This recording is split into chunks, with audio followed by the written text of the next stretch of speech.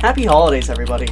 As you guys probably know, the winter holidays are all centered around one thing: cold weather. And sometimes the cold weather can get a little bit out of hand, and you'll end up with numerous blasts of sub-zero temperatures to the most unexpected of places. And since chickens spend their time outside in the elements, it is best to ensure that your chickens are prepared for the cold. So today I'll be showing you a blueprint for how to keep your chickens as warm as possible in the cold weather.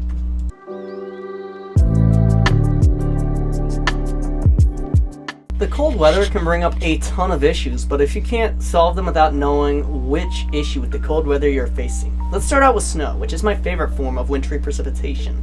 Snow can be a real pain to deal with, especially with chickens, so if you want an in-depth explanation, skip to this timestamp that's currently on the screen right now.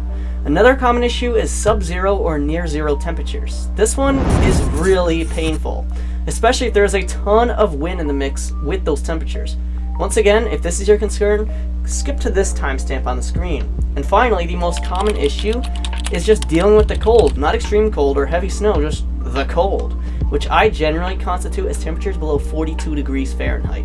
The temperature on the screen will take you to a fully in-depth explanation on the subject. Anyways, note your issues and prepare for a possible explanation.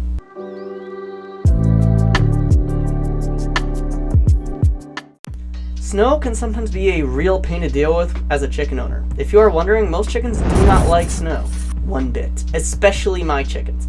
But if a chicken is brave enough to even step foot outside of the coop, then it generally isn't a huge issue. Chickens have what it takes to endure the cold winters. The issue is that they just aren't brave enough to step outside in snow.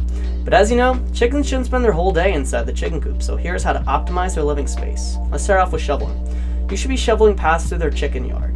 But where do I have to shovel? Some people may be asking. Well, it's quite simple. Shovel at least 2 paths through the yard which connect to the door or doors, because some people have more than one door.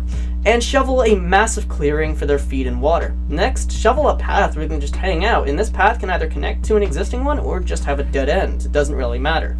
And finally, add some straw on top of the freshly shoveled paths. Straw helps keep their feet warm while walking.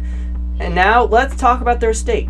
If it's constantly below the temperature of 20 degrees Fahrenheit during the day, then you may want to open their door just a little bit. But generally, as long as their door is shut overnight, it shouldn't be a big deal. Inside, you may also want to give them some feed and water, but only on the day of the storm or if the chickens really hate snow.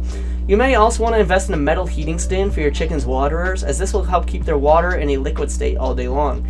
Now that we properly prepared for their yard for a snowstorm, now let's move on to another big issue.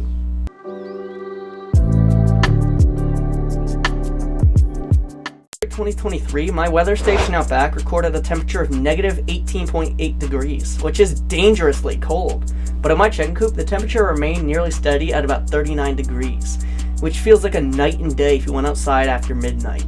This is because of proper ventilation and critical thinking. During the day, we kept the door barely open as the temperature slowly fell from 33 degrees above zero at sunrise to only 5 degrees above zero by 5 p.m. This allowed very little cold air into the coop. Then we installed a small heater in the coop at about 10 p.m., which as the temperature was about negative 6 degrees at that point. The coop was about 36 degrees at that point as well, and the heater obviously could not possibly keep up with the historic cold and blustery winds, but it allowed to have a decent increase in the temperature. Unsurprisingly, we haven't had to use the heater since then, but a small heater like this is good enough. Just be careful with heaters because they can sometimes cause a massive fire risk.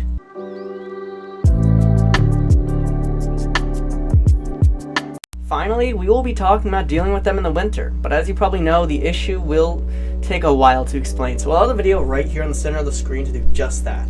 Be sure to click the like and subscribe button on your way out, and I'll be seeing you guys on day number 2, which is Wednesday.